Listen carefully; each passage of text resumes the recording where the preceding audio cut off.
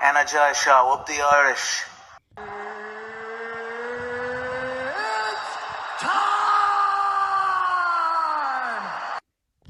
Okay, what's going on, guys, and welcome to a brand new episode of Energized, brought to you by Forged Irish Stout. Ross, are you intoxicated or something? Introduce the guest, man.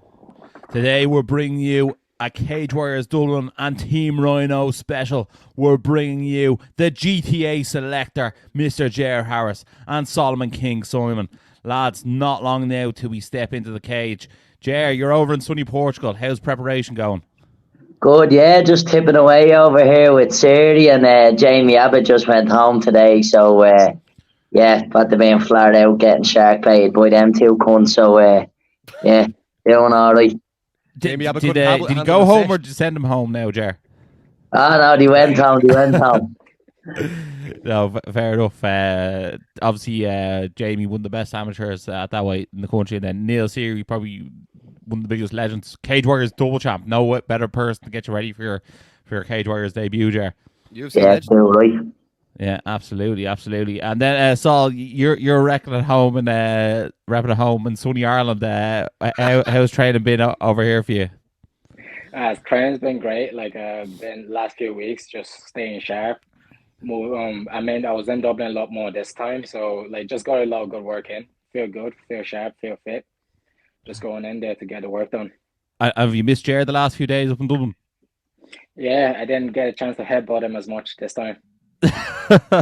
Ross, that's definitely something we have to talk about before Jared's last fight. Saul went over to Jared, just gave him a lovely little headbutt before he fought last time. Jared, how'd that go down? I thought you two lads are best mates. Yeah, so did I, and then before I knew it, I got a bang in the back of his head and I was bleeding. I opened up like a fucking gate. Okay. You weren't slagging Saul's cooking, Jared, were you? No. No, he was told to Saul. Very touchy about the cooking, you know. I'm actually loving the cooking videos, man. I'm loving them. Yeah. I want to see more, Saul. I want to see more. Yeah, the chef, King Chef. Absolutely. Jared, tell us this: how much are you looking forward to fighting in front of the hometown in the RDS? As we touched on last time, Ballymun is going to be empty for this one. That's exactly right. You know that. Ballymun's they're gonna have to nail all the chairs down because they'll be getting brought home with us. Know what I mean? No, it's gonna be sick. I love fighting anyway. Know what I mean? But I'm looking forward to going out and putting on a show in front of a home crowd for the first time. So yeah, it should be a good buzz, like. Absolutely. And then, Saul, obviously you made the walk at the Free Arena in Dublin. What was that buzz like for you, and how much are you looking forward to doing that again? It was unreal, like having like all your family there watching you and stuff like that, and then the whole team. It's just like it was a great atmosphere in general. Felt quite good, and then this performance spoke for itself. Obviously, I'm trying to level up again this time. So I'm just adding layers to myself all the time now, and the home crowd and things like that is quite good to get the energy going. But once I'm in there, I'm just trying to get my work done on my own, you know. Yeah. No, absolutely. It was great performance last time, Saul. Go ahead, Baz. Yeah, Jared, can you tell us how the Cage Warriors contract came about? Because like APFC is obviously blown up a bit now here in Ireland, and you were it was looking like you were going to be the face of it, and then all of a sudden now you're fighting on Cage Warriors, which is great to see. Can you tell us how that came about? Well, I'm pretty sure they just got in contact with Andy and me management. But after I wrapped that last show up on APFC, I'm pretty sure they heard me shy talking after the fight and says, "Here, we need this cunt on. He knows how to use his mouth." You know what I mean? And I'm half handy on the feet as well, you know. Chairman, one of the best men on the mic. So last time you got a late call up to Cage Warriors, and then you took your opportunity with both hands, and you took the win in Dublin. Like, what's it like now being part of the Cage Warriors roster? You got the new contract, and like people are really looking forward to seeing you compete again on the 14th of October on UFC Fight Pass. It's good. I think having a bit of a structure with it as well. Like, because now after the last fight, I was trying to get something else in the middle of the summer as well, but it just different things wasn't working out. Once the contract came through, now I just have it's a lot more. Okay, I'm gonna do this now, do the next one, and then I could plan out my year a lot easier. So it makes everything a lot easier. That's the main thing with it, because I don't have to focus on trying to chase fights or anything like that. I just know, okay, there's a show here, there's a show here. I could do this, or that. So it's been great. And so last time we actually spoke, well, not last time, but last time we spoke on camera, you said you wanted to be really, really active and you wanted to keep going. Are you looking to get out again after this fight, before the end of the year? Ideally, yes. Like if I could get this one out of the way, and I think there's a Newcastle one will probably be the next best one I could look at trying to get onto. But all depends how everything goes. I'm just gonna take it one at a time. But I would, if I could get 4 in this year, that would be perfect. But if not, I'm not gonna stress on it. I have the whole of next year to try to get 5 fights in if I need to. So fuck it. Yeah, no, fair enough. No, just there's a few people looking to get on that November card, so it'll be interesting to see in Newcastle. What about yourself, Jer? How active are you looking to be for the rest of the year? Are you looking to get back out there? Who knows? Yeah, I'm looking to get out there for December. Any time before that will be fucking good, but I'm pretty sure it's December at this stage. Been talking with my management, but not even want to think about that yet. I'm just going to go break this shumpless face and then see what happens after that. See what opportunities pop up. Yeah, absolutely. Jerry, you touched on it at the start of the interview. You've been doing the rounds with Jamie Ababissa and Neil Seary. What's it been like to be able to pick the brains of Neil Seary and to get those rounds in with someone who was so successful at your weight class? Ridiculous. If any like Saul will tell you as well, it's his fight IQ and his decision making and like just making you aware of things and how he just critiques things. Like he doesn't focus on really learning you loads of new things, maybe like some little bits, but just small pointers. He's constantly critiquing the small things, like especially for someone like me. I'm training a long time now as well. I've been around the block. I'm a purple belt in jiu-jitsu. I've been doing MMA since I'm 11. That's bleeding 13 years now, you know what I mean? So like you've been in every position, all the awkward positions as well, but even still, he still has loads to learn, you know what I mean? He's always finding things that can make your whole game better. You're developing everywhere with him, not just on the feet, against the cage, on the floor, like small details that'll win you fights, know what I mean? And I think that's the experience of being Cage Warriors flyweight champ and then being the UFC veteran that he is, that experience brings along, know what I mean? Like hard to get that off anybody when they haven't been in there, know what I mean? Yeah, absolutely. He's been there and done it all, and he's got that Cage Warriors gold as well, which is probably something you'll be chasing yourself. What do you make of the flyweight division? Because obviously, like you said, you're not half bad at the out talking. So what do you make of these other guys in your division, Jer? Do you know what? I don't even really look. So because we haven't, obviously, this is my first contract with Cage Warriors. I haven't really looked at the division. I know a couple of bodies that are decent. Obviously, the champion and stuff. But at the end of the day, no matter who I look at, there's gonna be holes in the game, and I believe I'm one of the best out there, so the division's not going to be a problem. I'm willing to fight anybody. You're in there to fight, and I know if I'm in there to fight you, you're going to be getting upended for 15 minutes straight. Not a problem. Know what I mean? There's nobody who's going to go in there. Bad guy. You know that. But there's nobody who's going to go in there and smoke me for any time in there. Know what I mean? I'm ready to beat anybody. But like I was saying, because there's just so many routes to the UFC now through UFC Fight Pass and like that with APFC and stuff like that. Obviously, I fought over in America with them. I would have been the first person to fight on international shows with them. But then obviously the opportunity for Cage Warriors came up, and you can't get better than that, can you?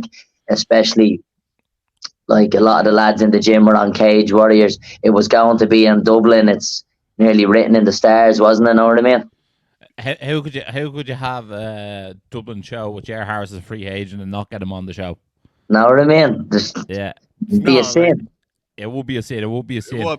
I think we were saying that last time we had John Jer. We were saying we then got in touch. We were talking to Ian Dean, and you could have promoted being like, "Yeah, well, you have to get Jer Harris on." We sent it to him, and now look, you're on the card, baby. Yeah, too right. Yeah, it has to be done. You know what I mean? That's give you that energized rub. Not Jer, what you know, it's who you know, isn't it? Yeah, That's it. Sol, I do want to touch on your division because you have a multi-fight contract now, and the featherweight division is one of the sexiest divisions in Cage Warriors. You have the likes of Harry Hardwick, James Hendon won there recently. All these top guys, Jordan Vucenic. Paul Hughes, the current champion, but he's gone up to lightweight. But what do you make of the featherweight division for yourself, and how fast or slowly do you want to climb it? Do you want to take your time, or do you want to try and get straight in there with the big guys? Yeah, like the featherweight division, as you know yourself, is like unbelievable. Like every time, and there's so many fighters in that division as well. So like the opportunities is gonna be endless in that sense. For me, like my goal for myself is I'm just trying to literally like round up my stats as much as possible. I don't want any holes in my striking, wrestling, grappling, whatever it is. And how I do that is obviously training with the lads, and then when I get in there, I just want to face whoever is the top guy there, and then test myself, see where I might be missing anything, and then keep building on for there. Genuinely, like if I get through this year first, I think next year I would then like to start ramping it up a little bit more, and it's whoever is there. I'm not really stressed on it. I think at the end of the day, once we get in there, like they could be good against whoever they're facing, but they're fighting me now, and that's the main thing that matters. Like you're coming up against me, and whatever you've done before that, I don't really give a shit anymore. Let's see if you can do that against me. See if any of your striking will work against me. See if your wrestling will work against me. And from what I know and the belief I have in myself, none of that's gonna happen. So once we get this year out of the way, and then we'll go into next year and just try to take out as many people as I can. So obviously you won last time in the Tree Arena. Like, what was the one thing you took from that camp, or even that win, that you've implemented into this camp as well? Like, my biggest throughout the army days, a thing that I struggled with the most was just overthinking too much in there. Sometimes I'm trying to wait for a shot to come, or I'm waiting for the perfect thing to land before I just start throwing. There was a little bit of that in the last fight as well, but I think I just I allowed myself to flow a little bit more.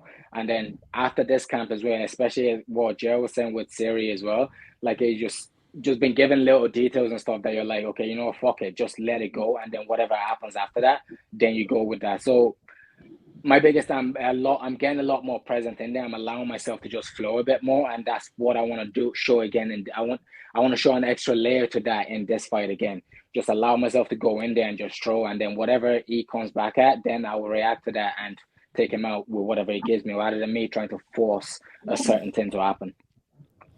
Yeah, and have you or James Sheen learned any finish to try and insult your opponent mid-fight? Any what? Any finish? Both you and James are fighting fellas from Finland. Yeah. Are you in the gym practicing your finish together? Yeah. I knew they were talking about something funny in the training room. I thought they were slagging me.